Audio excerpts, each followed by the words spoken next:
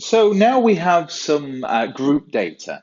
So maybe we're going to discuss how we can play with this group data. So maybe you have some data in your dissertation or in your dissertation or some future work that might look a little bit like this. So here we may have lots of data. Maybe think of this over a 25-minute period. So starting at 0, ending in 24. So our X might be minutes and our F is the frequency of something occurs. It might be a signal, it might be a wave, it might be something might happen as an experiment. So what we can do is we can take all this data and we can begin to grid it or begin to simplify it or begin to create bins of it. So for example, and again in the words of Anthea Turner, is what we can do here is we can start to say, well, what happens if we took some values here? So we could say between the values of 0 to 4, we have the sum of 4 plus 3 plus 2 plus 2 plus 0, which is 11. Likewise, between 5 to 6 plus 7 plus 8, between these two values, we have 14 as a frequency. And if we keep going, we can actually begin to simplify this data a little bit. And this data then creates these bins, which we can then use to describe the data a little easier. It's actually gone there. So now if we group this data, we kind of create this data set here, which this can describe all of the data here in a more simplistic way, is we've simplified this data set. This is really handy to do, especially if you have outlier data, because it can remove this outlier data. It helps you visualize data when sometimes looking at data that looks a little like this might be quite complicated. So what we can do with this is we can then begin to create some plots.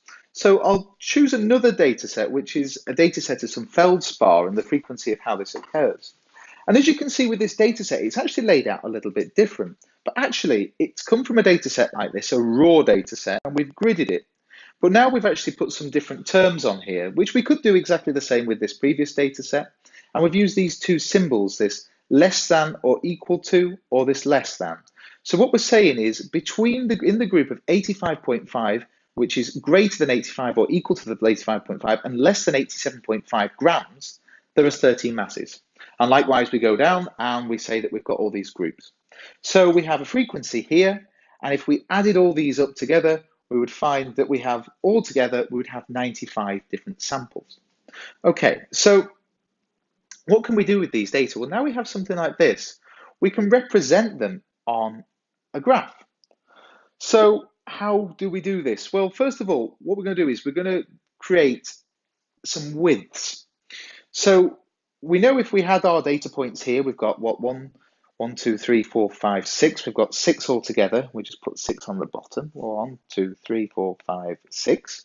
And we're describing from 85.5, 87.5, 89.5.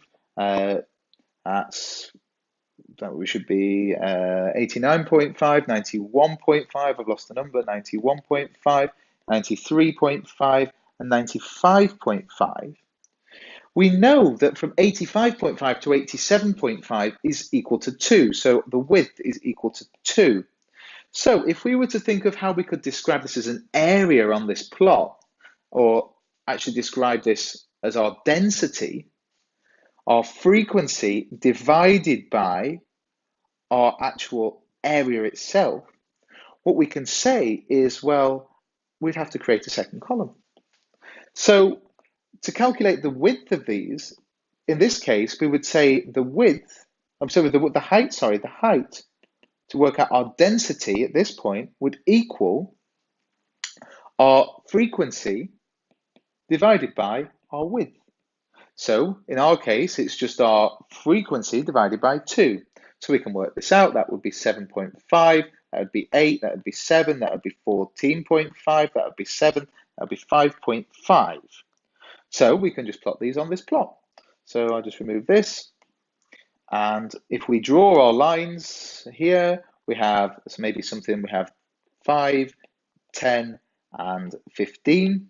So we could describe that maybe we have a 7.5, we have an 8, we have a 7, we have a 14.5, we have a 7 again, and we have a 5.5. If we draw our lines in now, what we've created is something called a histogram. And this histogram allows us to represent all this data in kind of a simplistic form, in a kind of bar chart. But actually, because we have a density here, we actually can use this to help us inform us about some statistics. So how would we find the mean from this sort of data? So I'll just take this data set and we're going to copy it down here, or bring it down. We can bring it down here like this. So say we have this data set again, and now we want to find the mean of this. Well, what we need to do is, well, we don't actually have a single number to base our mean on. So we have to take the average. So we actually can't find the real mean, but we can find an estimation of the mean. So we could say that between these two values is going to be our kind of roundabout value. So if we were to minus 87.5 by 85.5, we know we get 2. So if we add 1, the middle value between these two, we'd have our third bin. So we could say that would be 86.5. Our middle value would be 88.5. It would be 90.5. It would be 92.5. It would be 94.5. And it would be 96.5. So now we can approximate our mean.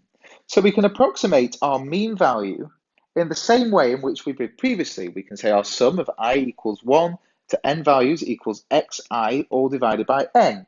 So all we need to do here is where we say we've got our frequency, we know our number, so our mean would be equal to, in our case here, 13 times by 86.5 plus 16 times by 89.5 plus 14 times 90.5 plus 27 times 92.5 plus 14 times by 94.5 plus 11 times by 96.5.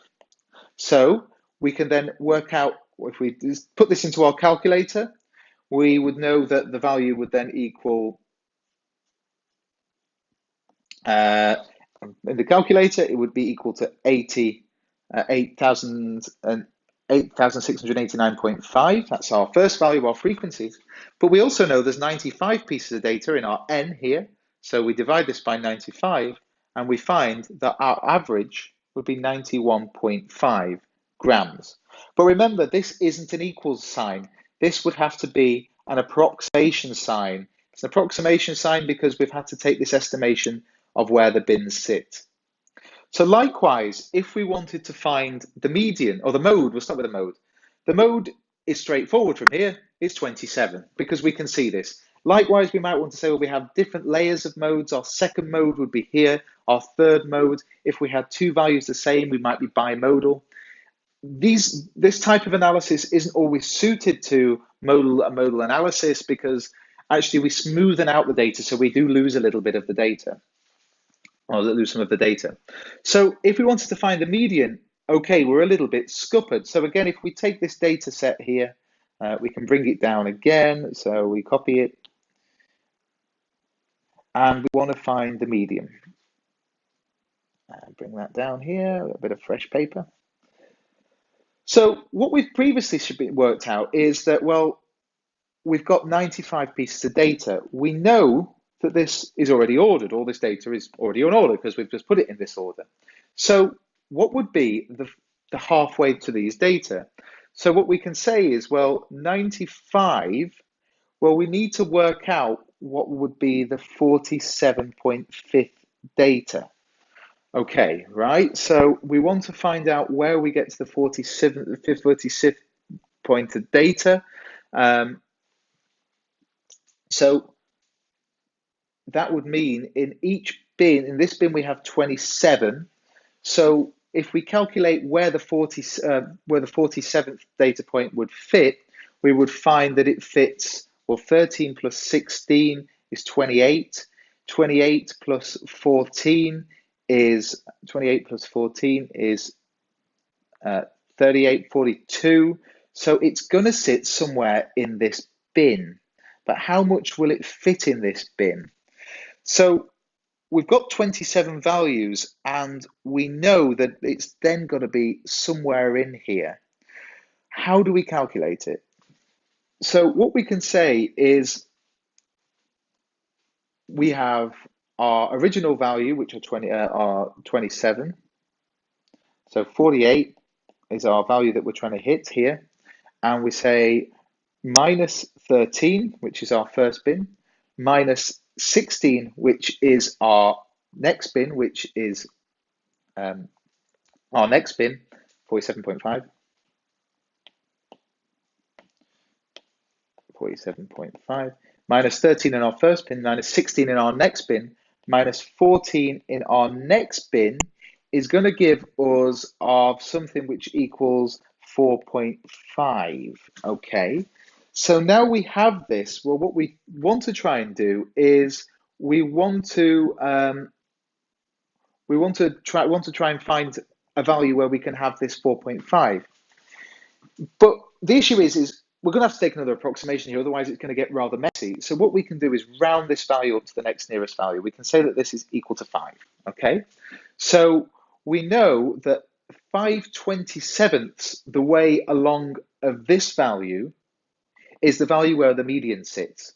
So what we can say is the difference is 2, so 5 divided by 27 is equal to where we're going. We'll just put this out. Our actual width of our bar is 2. The distance from 93.5 to 91.5 is 2. And our initial value of this is, in the bin, is 91.5. So 91.5. So then if we put this into the calculator, we'll find that our mean value is 91.87 grams.